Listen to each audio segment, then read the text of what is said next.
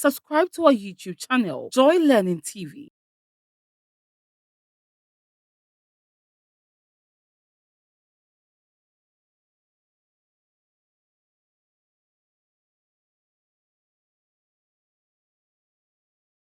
Hello and welcome. Welcome to your favorite tele-educative program, Joy Learning, on your number one TV station, Joy TV. Today we have history, and as we say always, when I say history time, you respond African history time. Why? Because this is our history. This is an African bit, and it's important we sit attentively, listen, and take some clues and lessons from it. Our topic for today is slave trade. I mean, this is a very important topic that we can never wash it away in the history of Africans. And so I wish that you sit attentively and participate in this discussion that we are going to have at this moment. Once again, our history lessons are not only for your West Africa exams. I mean, it is for everybody. Because as Africans, it is important we are grounded in our history because it gives us a sense of belonging and a sense of being. So our lesson for today's Senior High School 2 is the transatlantic slave trade. Well, we'll be looking at the following subtopics under the transatlantic slave trade. We'll be looking at methods of acquiring slaves. We'll be looking at the marketing of slaves. Then we'll be looking at why the increase in the volume of the trade. I mean, I'll explain it as we move along. Then we'll again look at the contribution of the slave trade, in other words, the transatlantic slave trade, to the development of the New World. And then one will want to ask, what do I mean by the New World? We'll get to know. From where we've gotten to, I think our previous discussion, we looked at how slave trade was organized in Ghana. So this is a continuation of that lesson.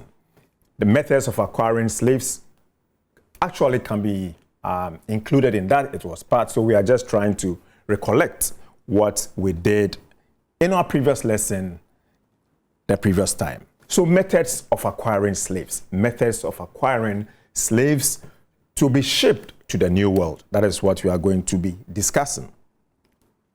All right. So methods of acquiring slaves included the following. Everybody potentially, I mean, during that time in Gold Coast, in the slave coast, as they used to call it, could be sold into slavery at the time. I mean, everybody potentially could be sold into slavery. I mean, if we were to be at this time, all of us could have been potential slaves. So that is what we are trying to put across. But particularly, debtors, adulterers, offenders, and other so-called undesirable elements of society, like stubborn children, were sold into slavery. I mean, that was the classification and the grouping of people who were actually sent out into slavery. I mean, when you talk about stubborn children, I mean, people who could stand their grounds. Those were the ones that a lot of time people considered them to be stubborn and therefore were sent out. Other methods included panyaring, that is sale of apart from panyaring, we have sale of domestic slaves, we have pawning, we have kidnapping, and raids on villages and towns. Now, what is panyaring? Panyaring was the unlawful and arbitrary seizure of an innocent person to compel an offender to pay or compensate an offended. So you could be an innocent person in a society, in the village, and somebody owed somebody. For the one who owed to pay, the innocent person can be arrested, can be picked up. And if you don't pay back what you owed, then that innocent person can be sold into slavery. I mean, that is the simplest explanation on panyaring. Now, the person so seized might or might not be a relative of the offender. Should the offender fail to respond positively, the panyared person could be sold into slavery. Since anybody could be captured at any time, anywhere, and so no one was actually safe socially. So that's exactly what we explained. I mean, the offender is the one who owed. So if for you to pay back your debt, an innocent person standing by can be arrested, can be captured. And that is how unfortunate the trade was. And so until the offender paid, that innocent person could be sold into slavery. And that is what we mean by the panyerin. It was also a common practice for a family to repay a debt by pledging or pawning the services of one of its members until the principal of the debt was paid. So basically it was around debt. The value of the pawn services being reckoned as interest on the debts.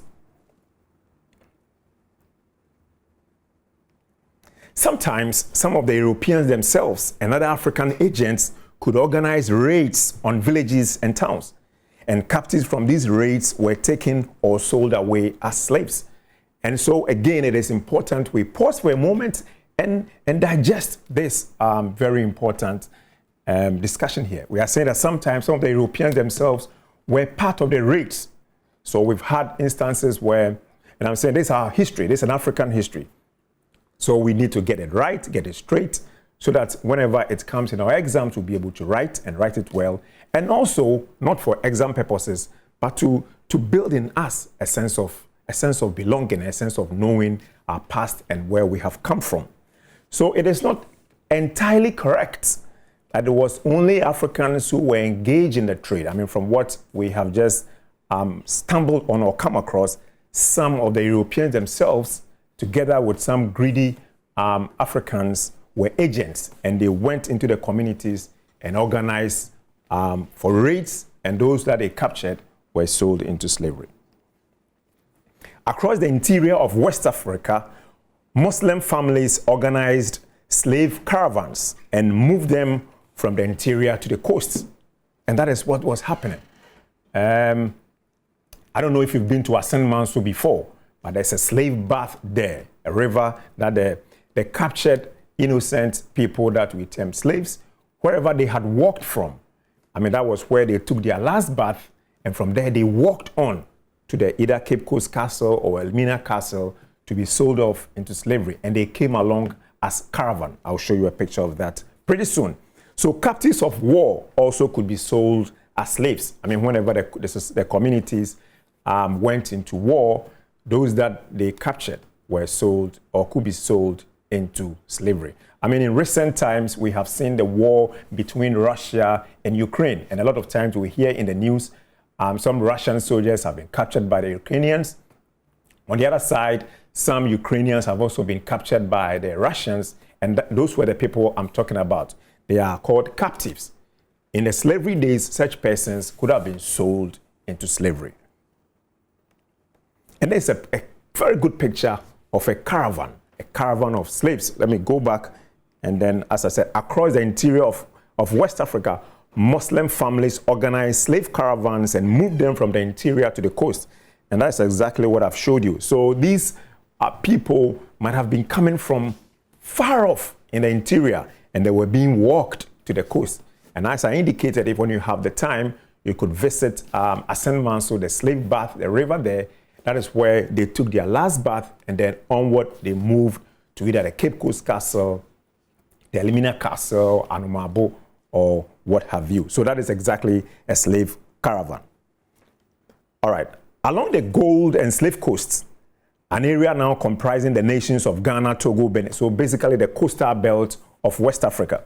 Ghana, Benin, Togo, and Nigeria. The rulers of large states such as Asante, Dahomey, Oyo, obtained slaves through tribute, which was provided by the rulers of less powerful states in exchange for protection or as a symbol of allegiance. So still we are looking at how people were acquired and sold out into slavery. East of the Niger Delta, the African commercial associations known as trading houses controlled slave procurement and delivery. Along the Angolan coast, and Angola, you know where we are heading towards, the southern part of our continent. And Angola was once a colony of Portugal, so it's not a surprise of what we are reading. Along the Angolan coast, officials of the Portuguese crown first organized inland slaving, but by the 18th century, private Portuguese mulattoes are colored people. Not colored people, but mulattoes are people from both races. So mother may be a Portuguese or mother may be a European and father may be an African, or the opposite side. They are mulattoes. And African traders were taking trade goods to the interior markets and returning with slaves. So these people will go interior to sell goods, and as they return, they came along with slaves. Again, we are looking at how people were acquired as slaves and sold out. I hope you are following the discussion. Transportation of slaves from the buying centers in the hinterland to the coast was done under very harsh conditions. The slaves marched in chains, supervised by special overseers. The slaves were forced to carry other goods bought by the agents for resale on the coast. The slaves were flogged or shot whenever they rebelled. Those who fell sick were left to die. I mean, so again, you can picture the condition that these people went through. In other words, our people went through. They went through very harsh conditions, even on their way from where they had been captured en route to the coast. Very harsh conditions. If you fell sick, you could be shot. If you got tired, you could be thrown somewhere, and it was very an uncomfortable experience. Again, you could see a picture of the Africans who had been captured as slaves and being sent to the coast to be sold off. And this is how they came. And you could see some people in white clothes, one person with a gun in front. They were the special supervisors. And therefore, they make sure that the captured slaves got to their destination. Again, you could see in your shot some of the Africans carrying some loads. And that's exactly what I was explaining. That the people who were into the trade, whenever they went into the interior, they came along with other goods of which they sold at the coast. And exactly in the picture you could see. Now let's look at the marketing of slaves. From what we just looked at, we discussed how slaves were acquired. We looked at how slaves were acquired, and we said a lot of things. We said people who were captured out of war. We said people who were considered to be stubborn. We said people who owed, debtors, were all banded together and sold out as slaves. So that was how people were acquired to be sold as slaves. But then let's look at the marketing of slaves. I mean, the slave trade was an entire industry. And so it is important we get to know stage by stage so that we can understand it properly. And indeed, it's our history. And so we need to understand and know. As it has been said that so slavery is taking a long time, so what? No, we need to know. It's very important. Now, the marketing of slaves took two forms. The marketing of slaves took two forms. What are they? In the first place, the barter system was used. And I know you've heard or you've come across when we say barter system. I know you know what the barter system means. So commodities usually exchanged for slaves included second-hand clothes, metals and metalware, firearms and gunpowder, spirits, cutlery, coins, decorative wear, horses, salt, cowrie shells, colored beads, and paper. Just pause for a moment and let's digest what I just read. We are looking at how slaves were sold. And this is what I've just read to you. I'm saying slaves were acquired through the barter system. So barter system or barter trade, there's no communication. You just place your item there, a human being is brought, and then they are exchanged. And I'm saying pause for a moment and look at the items that these Europeans brought. They brought spirits, they brought gunpowder, they brought coins in exchange of human beings. This is what historians will want to classify it as indeed moral crime. So the sale of slaves took two forms. One was the barter system. And you could see in your shot a slave, an African who is about to be sold. Down on the ground, you could see some boxes in there with some bottles. Those are the items that I was referring to, that they would be exchanged for human beings. Again, that is what we called a moral crime. So we are looking at this marketing, the marketing of slaves. Secondly, money. For example, the manila was later used as a medium of exchange. The prices Europeans paid for slaves rose steadily through the years. Manila, or maniles, a form of currency circulated in West Africa. It was made from the bronze or copper metal. This currency circulated in Africa since the 14th century. Copper was the red gold of Africa and has been mined and traded across the Sahara by the Italian and Arab merchants. In 1470, when Portuguese explorers came across these copper bracelets and leg bands as the principal money all along the West African coast, they gave the contract to the manufacturers and produced the crescent rings with flare ends of wearable size rings called manila, after the Latin word manus, or form monilia, meaning a necklace. This bracelet-shaped money was used by Europeans to trade with West Africa from the 16th century to the 1930s. Later, this currency was known as slave trade money. I'll show you a picture pretty soon.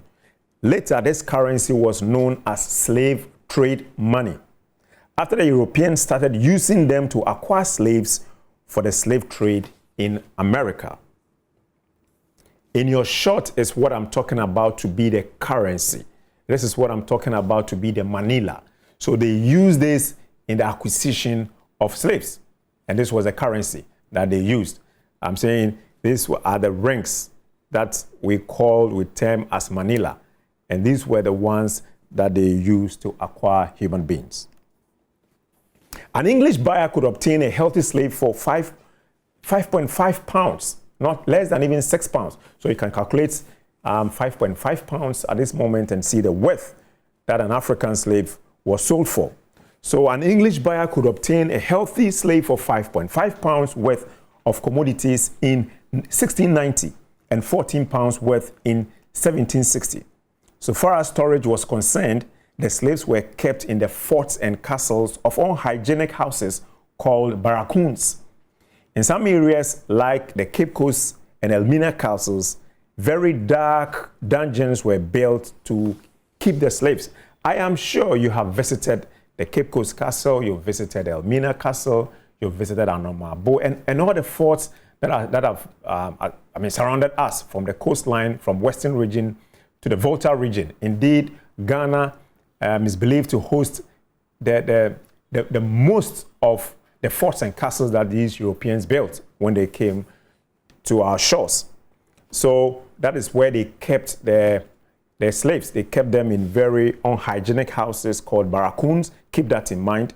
They also kept them in Elmina and then Cape Coast Castle. And as I said, if you've been to the Cape Coast or Elmina Castle and you visited the dungeons, you will agree with me that it was indeed an unhygienic and inhuman treatment of human beings.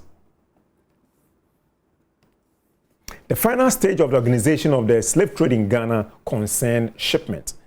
I told you from the very beginning we looked at organization of slave trade, and now we have looked at the acquisition of slave.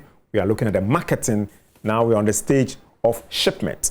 The final stage of the organization of the slave trade in Ghana concerned shipment. On their journey to the New World, and the question again is, what is the New World? I know you might be wondering, but knowing how sharp and smart my history students are, I know you know what, whenever we say New World, I hope you know what we mean. New World refers or is referring to the Americas. And when we say Americas, we are looking at the US. Now we are looking at South America. We are looking at the Caribbean world. So whenever you hear the New World, that is exactly where we are referring to. So on their journey to the New World, the slaves were packed like sardines in specially designed ships. Again, let me point it out that the slaves we are talking about are African slaves, just like you and I, who were treated as such. So on their journey, they were packed in specially built ships in a way of sardines, how sardines are packed in tins. The journey to the Americas was termed the Middle Passage. The initial passage is when they were acquired from the interior through wars, through panniering, through pawning, and all of that.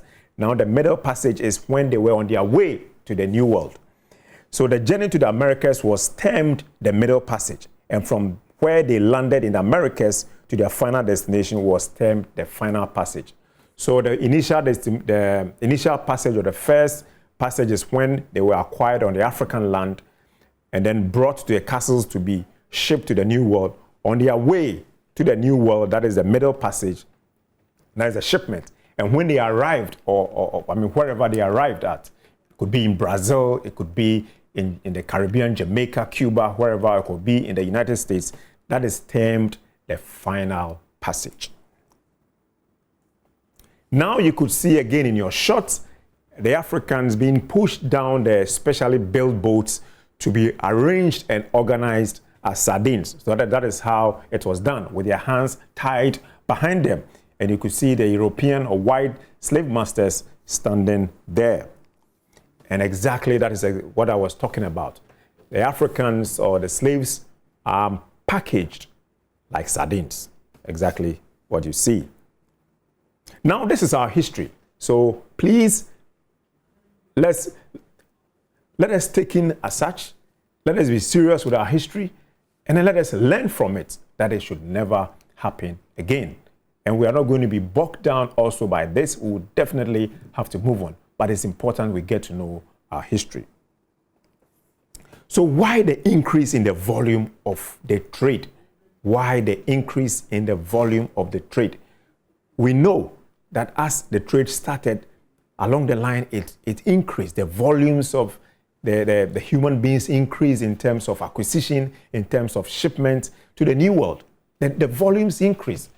Now the issue is, why was there an increase in the trade? Let's discuss that as well. So at the initial stages, as has already been mentioned, it was only Spain and Portugal who were engaged in the lucrative transatlantic slave trade. Later, other European nations joined in to increase the number of slave buyers. Obviously, when two people are engaged in an activity in trade, you can imagine the size and the volume. But when more people get into the trade, the volumes will definitely increase. So apart from Spain and Portugal, who were the initial slave buyers, who were initially engaged in the trade, other European nations came on board. We can never forget the British, we can never talk about the Dutch, and all of them. So apart from the increase in the number of the participating countries, that is one reason that caused the increase in the volumes. Initially, it used to be 2. Now the numbers of participating countries have increased, and so the volumes will obviously increase. So Europeans and Africans who were engaged in the slave trade accepted it as a profit-making enterprise. They were unwilling to stop it because the economy of many European nations and some Ghanaian depended on it. Some Ghanaian individuals also depended on the slave trade. So we are saying that the numbers increased because the European nations were benefiting from it. Likewise, some Ghanaian individuals also benefiting from it. Besides, the traders were not aware of the plight of the victims. We said from the beginning that slavery or slave trade was here in Africa before the transatlantic, but the treatment was pretty much different. So the notion, the belief is that the Africans who were engaged in it did not actually know the treatment that East Africans were being subjected to when they arrived at the New World. The trade also proved difficult to be suppressed because of selfish reasons. As the slave traders grew richer from the huge profits they accrued, they became greedy. This generated strong competition among both European and African states. Greed was one of the reasons why there was an increase in the number of people who were sold out and sent as slaves to the New World. The slave trade also increased in volume because the United States of America refused to sign the various treaties of suppression until a later date. Of course, I said when we talk about the New World refers to the United States, refers to the South American subcontinent or continent. It refers to the Caribbean world. And so people who lived in these areas benefited strongly from the slave trade. And as we have also said, greed obviously will always fuel the passion for the trade to keep on. So that was the reason, one of the reasons why the numbers increased, because in the New World, people were benefiting and they were making a lot of money from it. Again, Ghanaians believed that selling a condemned slave was better than human sacrifice, which had existed in society for many years. Thus, they saw nothing wrong with its trade in slaves. After all, it was mostly the undesirable elements of the society and war victims that were sold. This factor made some Ghanaians themselves resist the suppression of the slave trade. That was the notion from the Ghanaian or the African side. Very unfortunate, but this was what was happening. They felt that people who the society termed at the time as undesirables, when they left, it was much better than being sacrificed. Now we are looking at the contribution of slave trade to the development of the New World. Check the trade and spell it well for me. Contribution of slave trade to the development of the New World. Where have we come from? We have been looking at acquisition of slaves. Generally, the topic is slave trade. We've been looking at acquisition of slaves. We've been looking at the marketing strategy, the marketing styles. We have also been looking at why there was an increase in the volumes of slaves. Now we are looking at the contribution that slave trade made to the development of the New World. And as I've indicated earlier, whenever you hear the New World, it is referring to the Americas. And the Americas referring to the United States of America, referring to the South American continent, and we are also referring to the Caribbean world. The United States of America and other lands of the New World benefited immensely from the transatlantic slave trade. In fact, these lands owe the foundations of the prosperity and greatness to Negro slave labor. The point we are making here is that these rich nations, and I'm talking about US, I'm talking about the South American nation, their wealth is was heavily built on the sweat and pain of slave labor. Black African slaves tilled the land and dug for minerals for the development of the New World. And that's exactly the point we are making.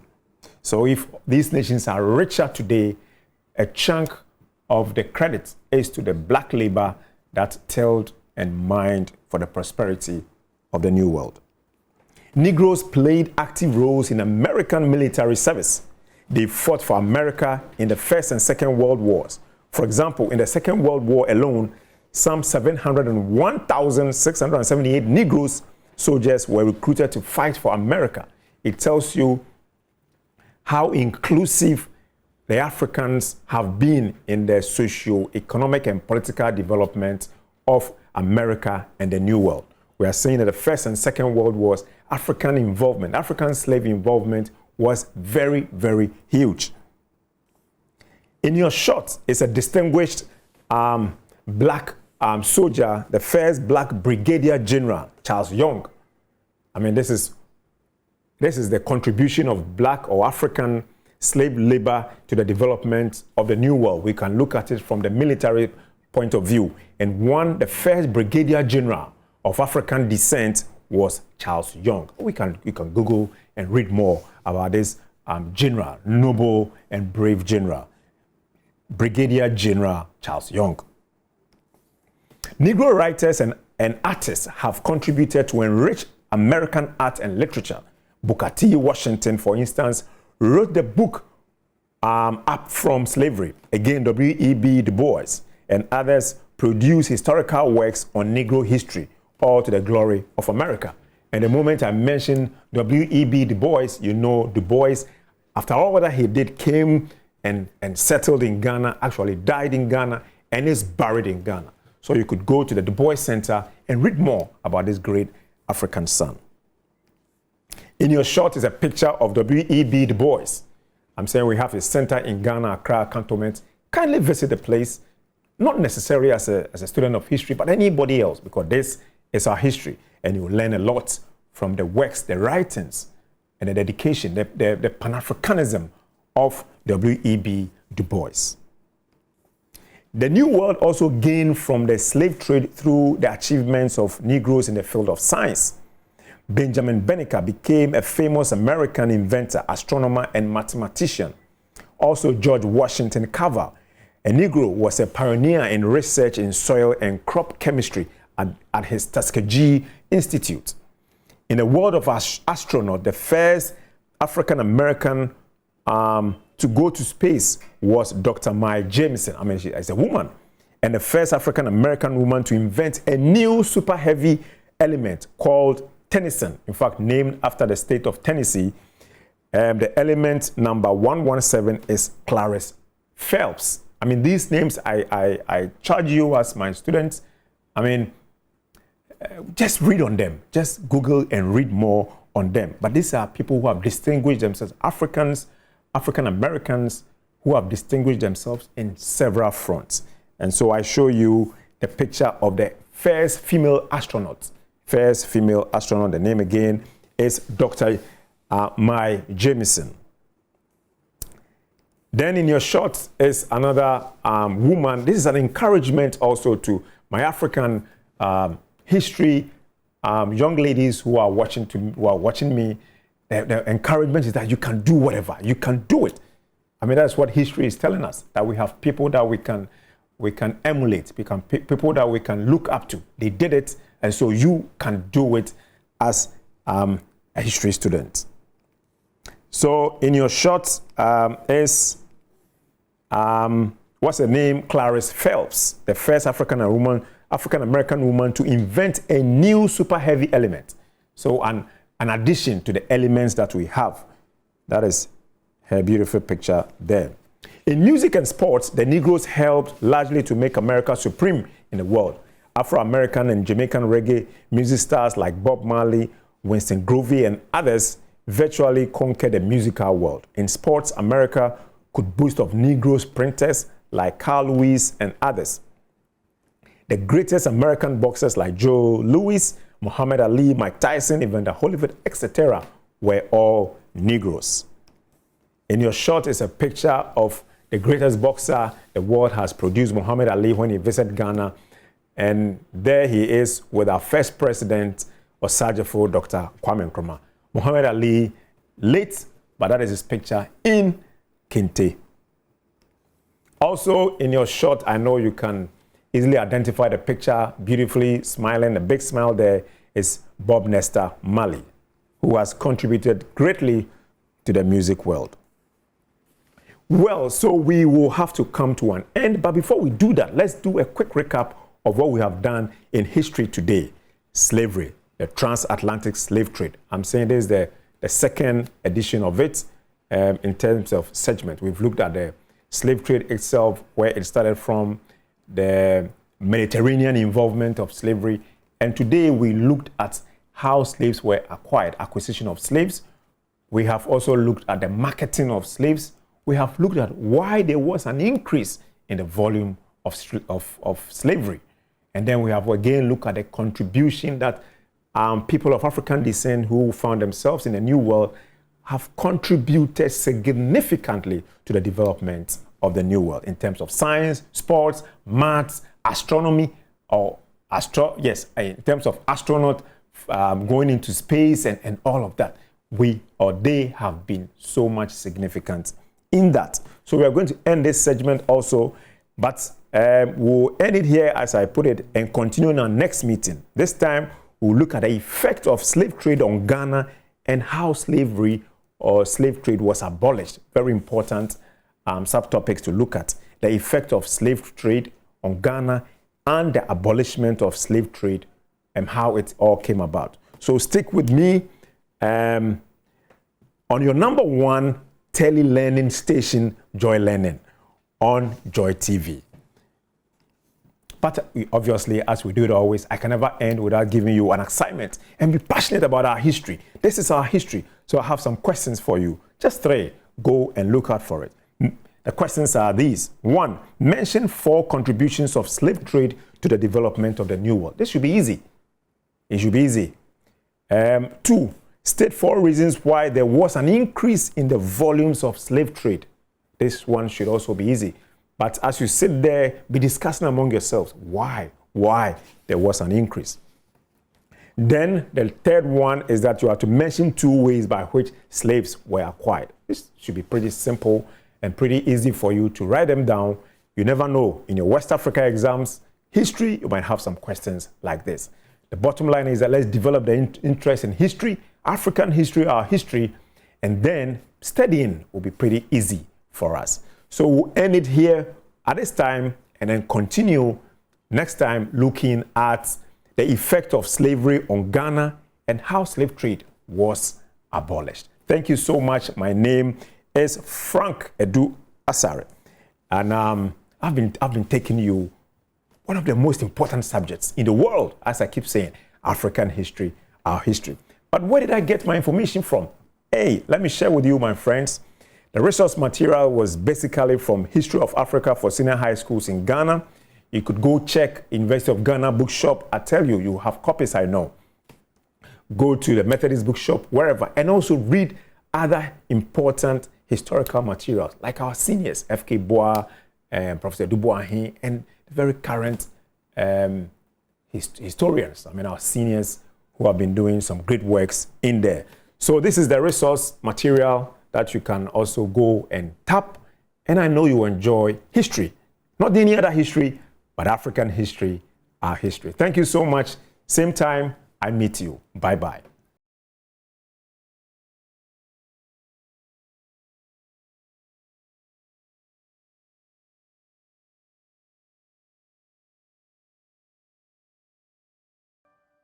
Subscribe to our YouTube channel, Joy Learning TV.